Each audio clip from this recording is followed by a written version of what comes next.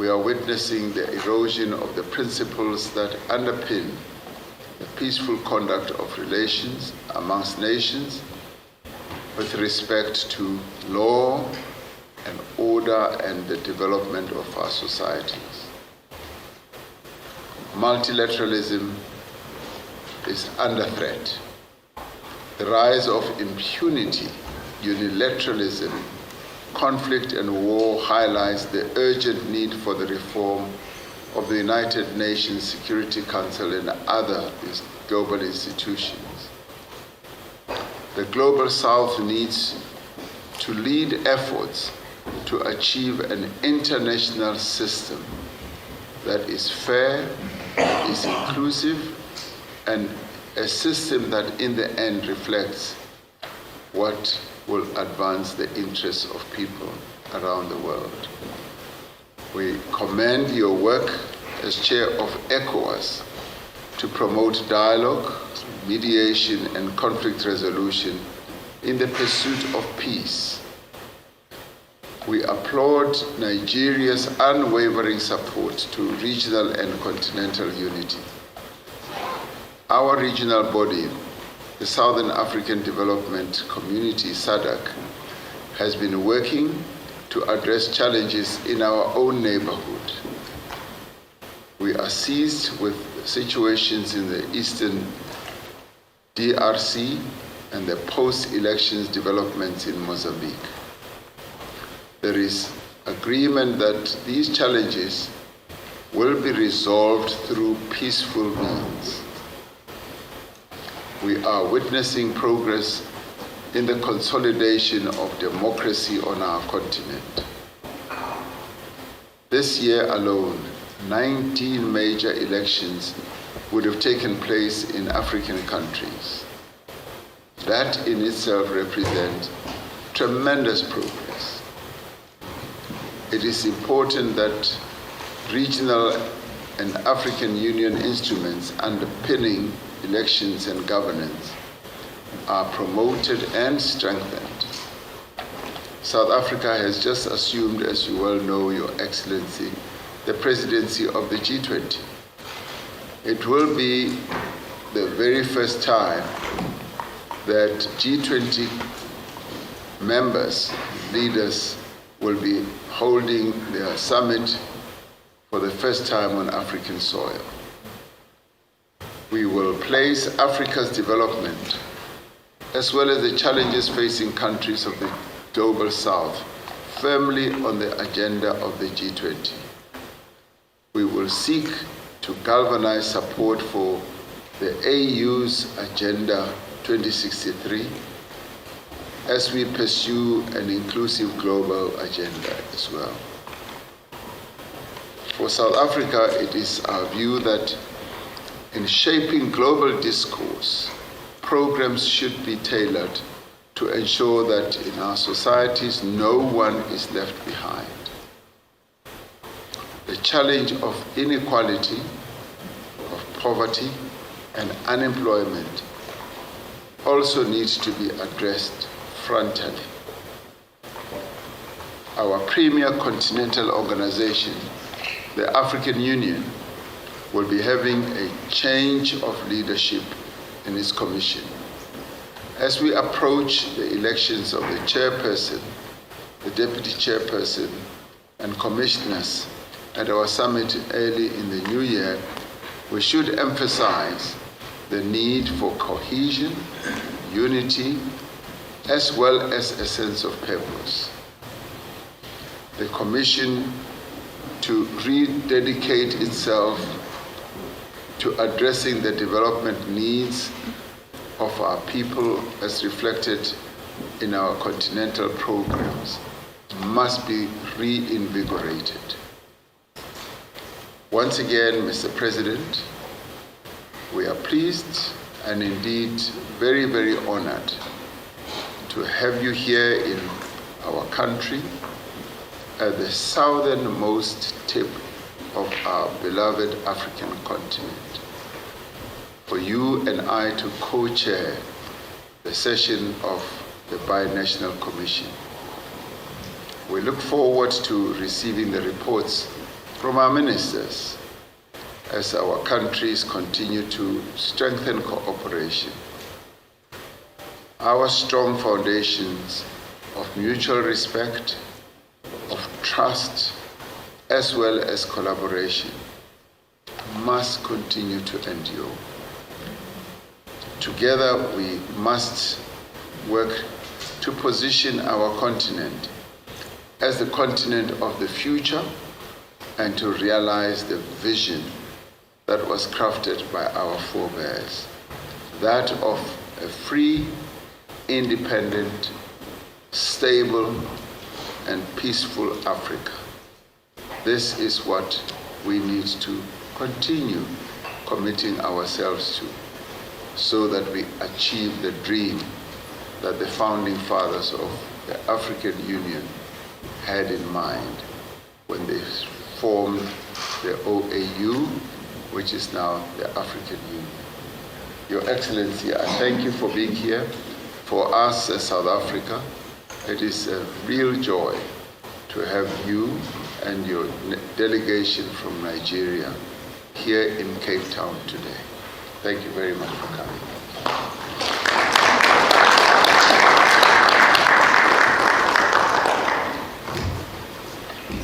Your Excellency, President Cyril Ramaphosa, Your Excellency, Honorable Ministers and Head of Departments, the High Commissioner of South Africa to Nigeria, and the Acting High Commissioner of Nigeria to South Africa, senior officials of both African and Nigerian governments, members of the Chambers of Commerce, distinguished ladies and gentlemen.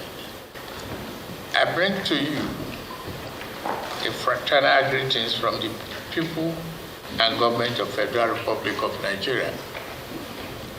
I am pleased to participate in the Nigerian South African National Commission, BNC, for the first time.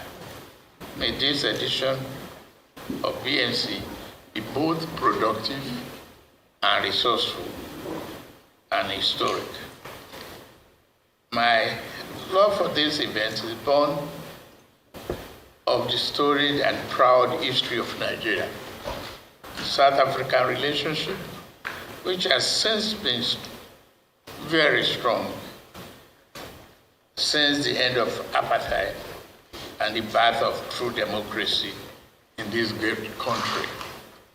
Nigeria's contribution to that epic struggle represent noble and outstanding moments in our foreign policy and the history of our continent. The evolution role as a leading nation in this continent, we believe in democracy, freedom, and equity.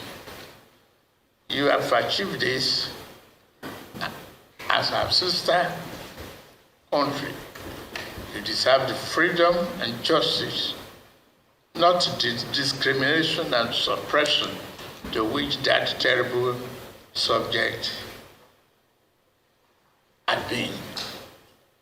Nigerians from all walks of life are mobilized in unison. I'm very happy to share with you the joy of freedom and democracy. It was for us historic responsibility that we discharged with pride and determination. As was expected, our effort put to Nigeria on collision course with some powerful countries. But nevertheless, we were proud to be our brother's keeper, and that South Africa is our serious brother in such a critical time. This is the essence of brotherhood. We seek for this continent to stay side by side for the liberation, non-discrimination, for democratic good governance in support of best and legitimate aspirations of the people. Just as we stood with you, we shall always bear in remembrance how South Africa was with us at critical moments of our struggle against military regime. I say thank you once again. At my inauguration as president, my dear brother, you are one of the first to show great support and be our guest at my inauguration ceremony. Once again, I say thank you very much. I'm equally pleased to have been part of the historic event at your inauguration after your re-election as president. I also recall that you took time out of your busy schedule to have meaningful discussion with me in collaboration to advance the development of Africa. Our discussion that day and our deliberations today due to honor a tradition established between our two nations. A successful government on both sides have accorded due to recognition to our shared history of collaboration and cooperation. We must ensure that the spirit of the collaboration and cooperation between our two leading countries in Africa will intensify and deepen under our leadership of our respective nations. This is not a matter of choice, but of destiny that includes an historical responsibility that we hold the African people. The BNC has been in existence since 1999, with some 3 dozen MOU and agreements already in operation. The BNC has really come of age. But I must, however, sound a note of caution here. Let us not count on successes by number of MOUs and agreements signed. They will be mere papers until we implement them in spirit and in letter.